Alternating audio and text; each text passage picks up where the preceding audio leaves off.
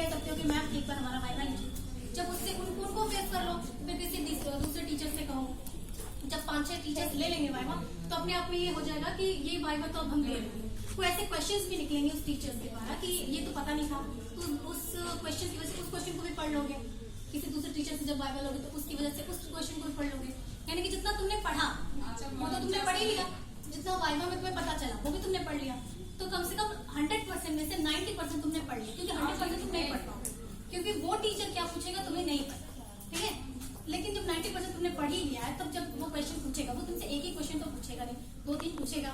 तो 2-3 क्वेश्चन में से तुम कम से कम 3 तो दो ही लोगे, क्योंकि वो ऐसा ही जनरली क्वेश्चन पूछेगा जो तुम 90% में से पढ़े हो। ऐसा कोई उठा के निकलेगा जिससे तुमको टेंशन।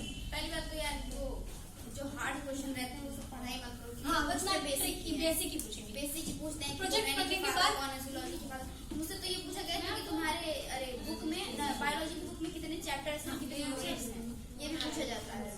तो ज्यादा अपना बेसिक स्ट्रांग रखो। उसके बाद जो अपना सब्जेक्ट है, अगर वाइवा देने जा रहे हैं कि अब उसके बाद तुम्हें बोर्ड फेस करना है, यानी कि तुम्हारे जितने चैप्टर्स थे, जितने सब्जेक्ट थे, सब कंप्लीट, सबको तुमने पढ़ ही लिया।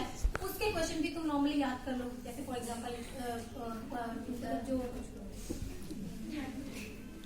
जनरली क्वेश्चन भी पढ़ लो कि मॉलिक्यूल्स क्या होते हैं, एटम्स क्या होते हैं, ये सब तो नॉर्मली फॉर्मुलेस क्वेश्चन है, ये भी पढ़ लो। लेकिन वो बहुत नॉर्मल क्वेश्चन पूछेंगे, उनके डिस्कवरीज पढ़ लो, उनके फादर्स पढ़ लो, जितने भी तुम्हें नॉर्मल क्वेश्चन होंगे वो फेस करेंगे। वाइवा में सबसे ज्यादा टीचर्स दिखता है कॉन्फिडेंट होना चाहिए। अगर तुम बहुत डर के बोलेगा तो मतलब ये कि तुमने पढ़ाई की। जितनी कॉन्फिडेंटली तुम आंसर दोगे, अगर वो आंसर एक तो वर्ड इधर उधर है तो वो मैटर नहीं करता, लेकिन कॉन्फिडेंट बहुत मैटर करता है।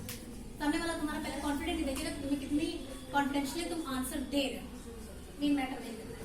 उसके बाद वो तुम्हारी प्रेजेंटेशन पे फोकस करेगा, फिर तुम्हारे आंसर्स के बेसिस पे वो तुमको नंबर देगा। कॉन्फिडेंट अगर हाई है, प्रेजेंटेशन हाई है, अगर क्वेश्चन इधर उधर भी है, तो भी वो 30 आउट ऑफ 20-25 तो तुम्हें दे ही देगा। बहुत है। अगर 25 तुम प्रैक्टिकल्स में पा रहे हो, वाइवाज में लेके आ रहे हो, और अगर थ्योरीज में 70 आउट ऑफ 50 भी रहा हो, तो तुम बहुत मार्क्स पाए। हम नहीं, बहुत मार्क्स है। In fact physics, chemistry, bio, maths में तो पा जाओ तो बहुत बड़ी बात है। हिंदी इंग्लिश में जाकर बेसिक बात है, हिंदी इंग्लिश तो बहुत कॉमन सब्जेक्ट है, पढ़ लो, चैप्टर वाइज पढ़ते जाओ, क्योंकि एंड में जाके चैप्टर्स थोड़े नहीं होंगे।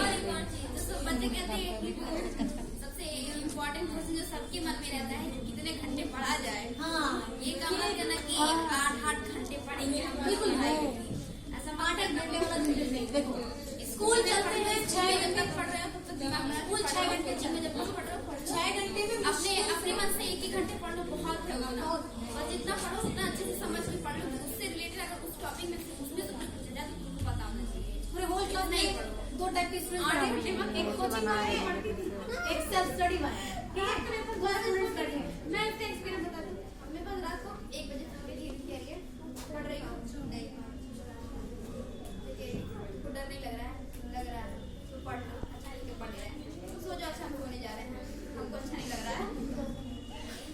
मैं इतना पढ़ी है, लेकिन मैं परफॉर्मेंस मारेंगे ना। 2 टाइप के स्टूडेंट है। देखो, एक कोचिंग वाले हैं, एक है सेल्फ स्टडी वाले।